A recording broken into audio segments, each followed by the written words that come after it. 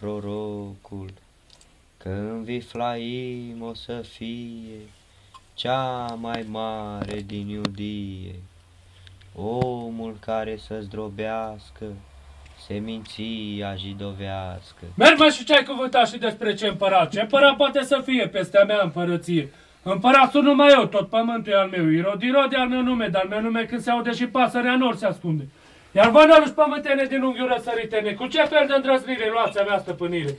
Vai de voi că dau poruncă să vă punați la muncă, vai că poruncesc la stele să vă taie bucățele. Dar Irod, de ce gândești de cele dumnezeiești? Că tu știi destul de bine că ești un mare câine. Vai, lună, stele, soare, fiții mea ajutătoare, uite-te soare și vezi până capul țărăte. Vai, fraților, acestii rău vrut să mă taie cât colo capul să saie. Stai, frate, să spun să-ți povestesc, că știu o minte slabă și ești fricos ca o babă, că noi avem săbilate și avem cu ce ne bate, că avem săbi din oțel și vrei numai tăiere. O, tu crai din răsărit, mare cuvânt ai grăit, Melchior, tu cum te numești, nu te temi că nebunești când despre tăiere vorbești. Lasă nu fie tăiere, fie numai o părere. Ei, că de asta nu mi-e frică, că și eu am o armă mică. Eu și cu aceștia doi suntem gata de război. Dar nouă ce ne veți face nouă nu ne va place și cu un cuvânt vă vom șterge de pe pământ.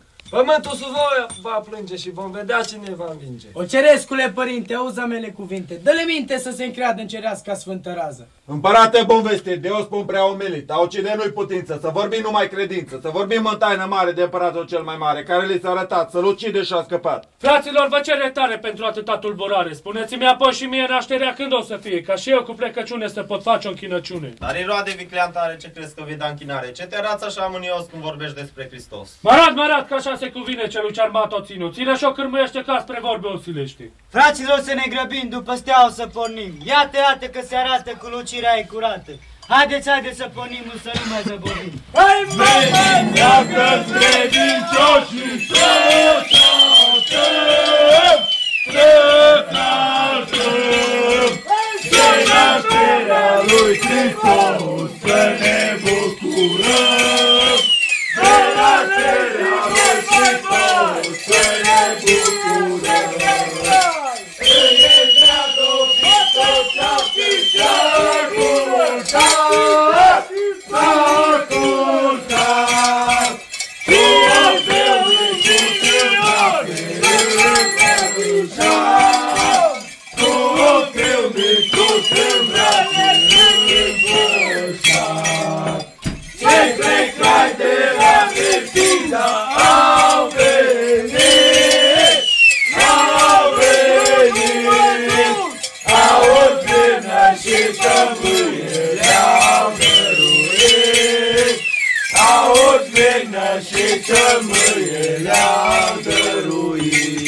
Că sunteți crai vestiți, cum pe nume vă numiți? Noi, împărate, suntem cei trei crai, astronome Baltazar, Melchior și cu Gaspar. Am venit să luăm harul lui Hristos să-i ducem darul. A mea ne Gaspar, mir ne dăruiesc în dar. Eu Melchior mă numesc, ca ori mult îi dăruiesc. Eu sunt cioban de la oraș, v-am adus și vouă un caș, un meluș, un berbecaș. Eu sunt îngerul lui Dumnezeu, ascultați ce vă spun eu. Să nu mai dați prin cetate și să dați prin altă parte, că Irod are gând rău la inima sa să-l taie pe Mesia. Așadar voi dau lege toți copiii să-mi lege, să-mi taie nevăzuți cei de 2 ani sunt crescut. Poți să faci ce vei voi, că Hristos tot va trăi. Și nu mai vorbi nebunește, mai bine te pucăiește. Înălțate împărate, acum toate sunt gătate, acum toată lumea plânge că a învărsat atâta sânge. Vai ce plângeau mamele blestemând sărmanele, că cerul s-a cutremurat când Irod a cuvântat. Tăceți, mame sărace, că acum n-avem ce vă face, că Irod a poruncit acest lucru prea cumplit. Mai bine toate mamele să plângă decât împărăția mea să se stingă. Irode, vrei ascultă, nu face tăiere cruntă. Tăiere groaznică. Bucură-te, voi creștine, că iată Crăciunul vine, reușele vinovate, vă moare împărat. Împăratul e frumos cântau îngerii, îngerii cum ospitare și pe Domnul lăudau. Lăudau și cântau și se bucurau.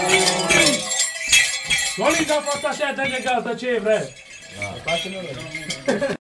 Bucură-te, măi creștine, că iată Crăciunul vine, stelușele vine.